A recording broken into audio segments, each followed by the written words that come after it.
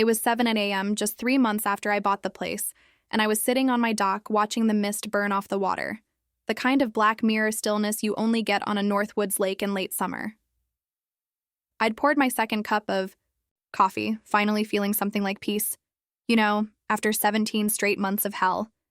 Then, the Lexus. A pristine white GX, idling right in my gravel driveway, driver's door left swinging open like a challenge. And out stepped Brenda Sterling. Her perfume, some aggressive, suffocating blend of jasmine and pure expense, hit me before her words did. She wasn't subtle. She just crossed my ragged lawn with her clipboard like she owned the sod, followed by a local surveyor looking uncomfortable, and 2 county deputies who looked like they'd rather be anywhere else but caught between a yoga-toned HOA president and a guy in flip-flops. Brenda didn't knock, obviously. She just shoved that clipboard at me, screaming, "You have 48 hours to remove this unpermitted structure from community water access, or we'll do it for you and bill you the demolition fees." I just took a slow sip of my coffee. Let the silence hang there, because inside the house, in a dusty old banker's box under my bed, was a 1947 deed proving I didn't just own the lawn she was standing on. I owned the entire lake bed underneath her, too. She had just started a war with the only person on Copper Creek Lake who could legally kick her off the water. I swear, sometimes the universe hands you the perfect villain right when you need a reason to fight again. I was ready to end it right there, but I stayed quiet, just watched her face clench, deciding it deserved a far more theatrical end. See, 3 months before that aggressive morning, I was someone else entirely. 47 years old, 23 years as a trauma nurse and a rescue specialist. The guy who climbs down a cliff or into a burning structure and keeps your heart beating until the real surgeons take over. I took the early retirement for one reason. My wife, Vivian, died 16 months prior, pancreatic cancer. It's the kind that doesn't bargain. Our kids were grown, scattered, a son deployed with the Marines, a daughter finishing med school. After Vivian passed, our suburban house became a mausoleum. Every empty room just echoed her name, so I sold it, took the cash, and bought this rundown 19th century fishing cottage on Copper Creek Lake in upstate Minnesota. 2 acres, 180 feet, of private shoreline, loons calling, mist rolling. It was Vivian's last wish. She told me, "Find somewhere beautiful, Leo. Promise me." I promised. Moving day, I stood on that dock with burnt gas station coffee, finally feeling something besides grief for the first time in a year. The smell of wet pine, cold air stinging my face. It felt perfect. Peace. That peace lasted exactly 36 hours. Day 2, 7:30 a.m. That white Lexus rolls in. Vanity plate, Lake QN. Brenda Sterling, president of Copper Creek Estates Association, 11 years running. She walked straight onto my brand. New dock like she'd built it herself, posing like a statue. "Good morning," she chirped, voice loud enough to strip varnish. "We need to discuss your dock permit. It's under review. You're currently violating community waterfront covenants." I was holding a box of Vivian's old recipe books, trying not to drop them. I told her, "Ma'am, I'm not part of an HOA." She just shoved a 19-page packet at me. "Sweetheart, everyone on Copper Creek is part of the estates. Your ignorance doesn't create an exemption." She demanded $550 monthly dues, plus a $250 new member assessment, and clicked her heels back to her Lexus without waiting for a single question. I stood there, packet in hand, rage climbing my spine. This was supposed to be sanctuary. Now some self-appointed dictator was telling me I was trespassing on my own land. I immediately called Gretchen, my attorney. She's mid-60s, sharp as broken glass, suffers zero fools. She confirmed the deed was clean, no covenants, but she warned me. "Leo, people like Brenda don't quit because they're wrong. They quit when they're destroyed. We need ammunition buried in public records." Then came the psychological warfare. Every morning, Brenda would idle her pontoon 50 feet from my dock, binoculars raised, photographing everything. The reek of gasoline exhaust poisoning the clean pine air. I'd just wave, slow and friendly, forcing her jaw to clench until she'd gun the throttles and leave. Then the certified letters started arriving, threats from a fake law firm address located at a Mailboxes Plus in Duluth, followed by an email blast to all 50 HOA members, CCing me, warning them about the unstable, non-compliant resident threatening property values. I wasn't scared, but I was worn down. Then the doorbell rang. Randy and Deb Kowalski, a couple 2 doors down, nervous, flannel and cardigans. They came in, accepted my coffee, the good stuff, not the gas station punishment, and confessed everything. "Brenda ruined the guy before you," Randy said quietly. 9 months of harassment, fake fines, lien threats. He sold for 60% of value. Her cousin's LLC bought it. Now it's an Airbnb. Deb added, 3 properties in 7 years, same playbook. She doesn't lose. They explained that 8 of them wanted her gone, but Brenda had the county zoning chair on speed dial, unlimited legal budget, and they were all just fixed income retirees. Randy looked me in the eye and said, "But you didn't blink, Leo. You've got the eyes of a man who's already lost the worst thing possible. That makes you dangerous." He was right. Firefighters don't run from fire. We walk straight into it. That afternoon, I drove 45 minutes to the county recorder's office. I spent 4 hours scrolling through dusty microfiche and records that smelled like old paper and government neglect. My attorney had mentioned water and mineral rights often staying with the original owners. My deed traced back to 1947 to a lumber magnate named Harlan Torvik. In the 50s, when he subdivided the land, he sold the parcels but kept the entire lake bottom separate. In 2018, Torvik's estate sold the lake bed at auction, quietly. The buyer was listed as Vivian's Rest Holdings, LLC. I stared at the name until the words blurred. That was my LLC. Gretchen had created it for estate planning, naming it without asking because she knew I'd cry. I'd bought the house and, buried on page 37 of the legal description, the entire lake bed. Every dock, boat lift, swim, platform on Copper Creek Lake, including Brenda's composite behemoth, sat on my property. My hands were actually shaking.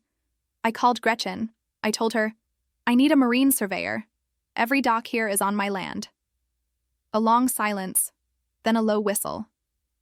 "Oh, Leo," she whispered. "She is going to lose her mind." I smiled for the first time in days.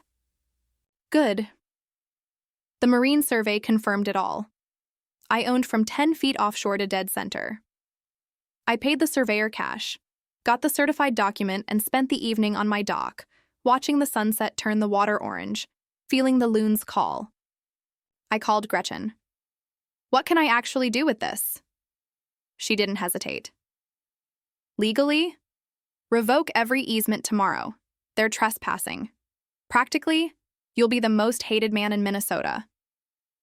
I told her I only wanted to target Brenda and her cronies. "Build the harassment file first," she advised. "Document the cause." Brenda delivered that file perfectly. Week 3, she filed the zoning complaint demanding $2,400 in back dues and threatened a lien in 10 days. Then came the email I was waiting for. Emergency HOA meeting. Mandatory attendance. Urgent violations threatening property values. The community center smelled like burnt coffee and industrial floor cleaner. 40 people squeezed into folding chairs. Brenda, wearing a blazer and a statement necklace, paced like a prosecutor.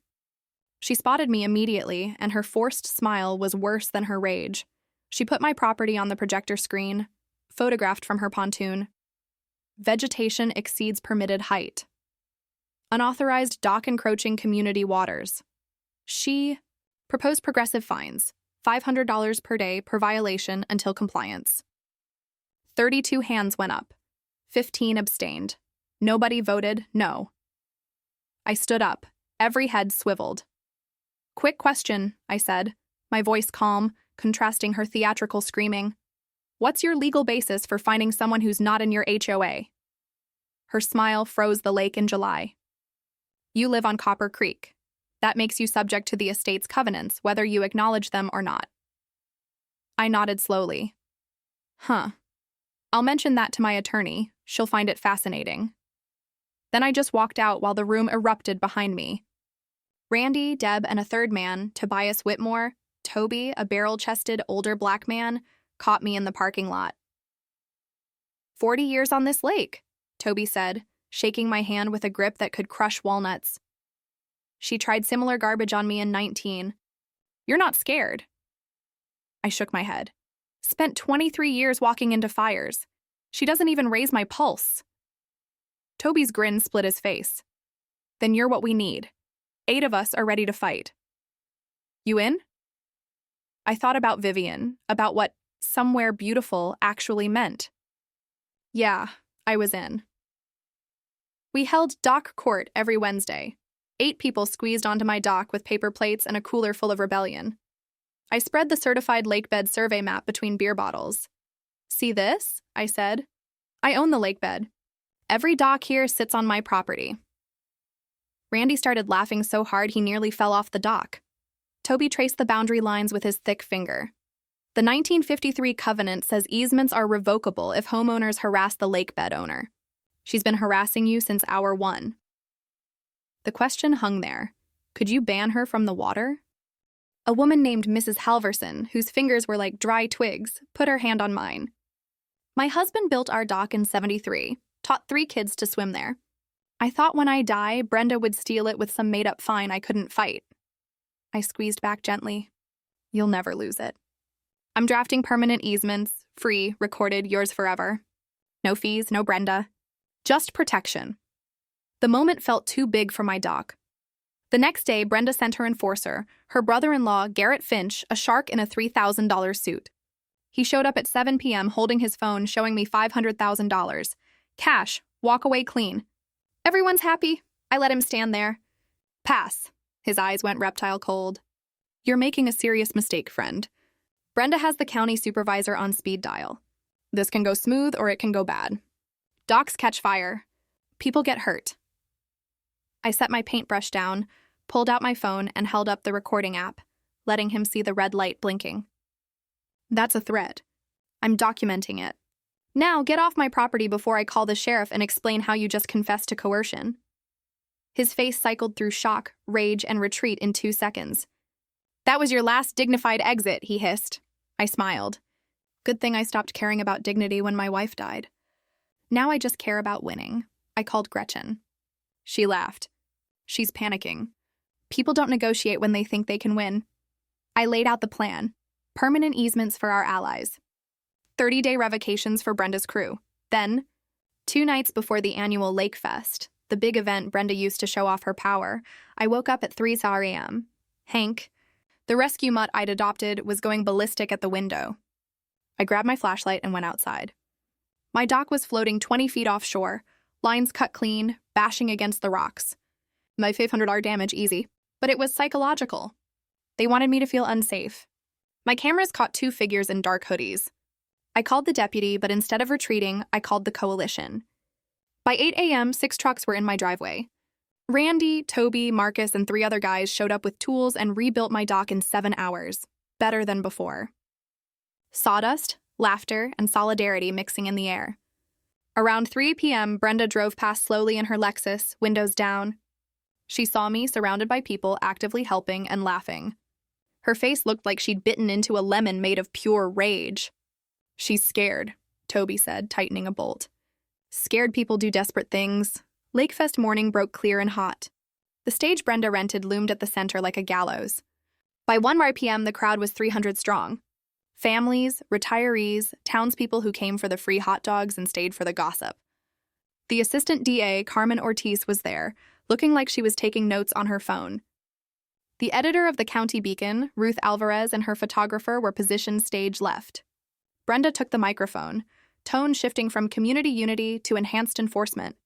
She announced mandatory dues increases and new architectural restrictions. Then she made her mistake. We're also addressing the situation with our non-compliant neighbor through proper legal channels. Some people think rules don't apply to them. She looked directly at me. Public comment began. I climbed the stage stairs, leather folder in hand. No notes needed. I saw Randy, Deb, Toby, and Mrs. Halverson in the front. I took a breath and began, my voice clear and calm. Hi, everyone, I'm Leo. Moved here 4 months ago, looking for peace. What I got was harassment from someone who thought I'd be easy to break. Brenda claimed I owed HOA fees. I don't. My property isn't subject to the HOA. She claimed my dock was illegal. Actually, I own the entire lakebed under every dock on this lake. That's public record at the county office. Anyone can verify.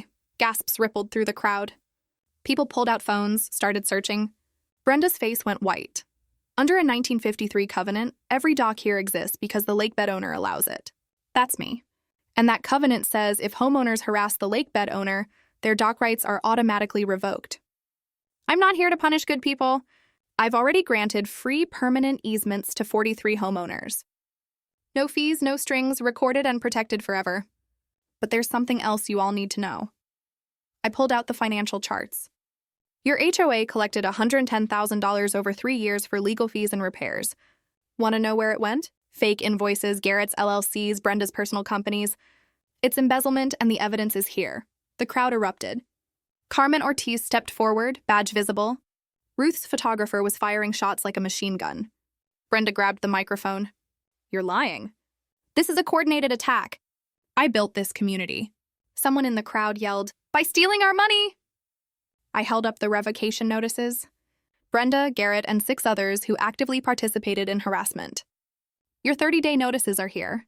After that, your docs are gone. Everyone else is protected. This is legal, recorded, and final. Brenda lunged for the documents, Garrett trying to pull her back. They stumbled off the stage together, Brenda screaming something incoherent about lawyers, fleeing to her Lexus. The crowd watched her go, then erupted in cheers. 6 weeks later, the DA filed charges. Brenda and Garrett pleaded out. Brenda got 18 months probation, $110,000 in restitution, and a lifetime ban from HOA leadership. The HOA dissolved 2 weeks after Lakefest. I stayed away intentionally, let them choose their future. They created the Copper Creek Lake Stewardship Committee instead. Volunteer, 0 dues. Transparency is their only rule. I used $25,000 from Vivian's estate to build something lasting, the Vivian Bennett Memorial Scholarship for local nursing students. And the Lake Conservation Fund. Toby runs the volunteer crews. I started volunteering again, teaching water rescue. Some mornings I wake up and realize I'd gone whole days without the grief crushing my chest. Vivian would have wanted that. One quiet morning, sitting on the new dock, the one the community built, my phone buzzed. It was Randy. Mrs. Halverson's son-in-law is trying to force her into a nursing home to grab her property. She's terrified, he said. She asked if you'd help. I thought about Vivian's note, protect the good people. I realized some fights you don't walk away from because you've learned what actually matters. I'll be there in an hour, I told him. Tell her to make coffee. I'm bringing Gretchen's number and a very bad attitude toward predatory family members, so that's how a widowed trauma nurse became an accidental Lake guardian and learned that healing sometimes looks like fighting. You don't win by being the loudest bully. You win by being the person who stands up when everyone else is too scared. If you've survived your own HOA nightmare, and I know thousands of you have, share your story in the comments. Name names if you're brave enough. Sunlight's the best disinfectant, and bullies hate exposure more than lawsuits. Hit that subscribe button because Mrs. Halverson's battle is next, and her son-in-law makes Brenda look like a small-time crook. Until then, stand your ground, read your deeds, check your HOA's finances, and never let the tyrants win. The lake's waiting.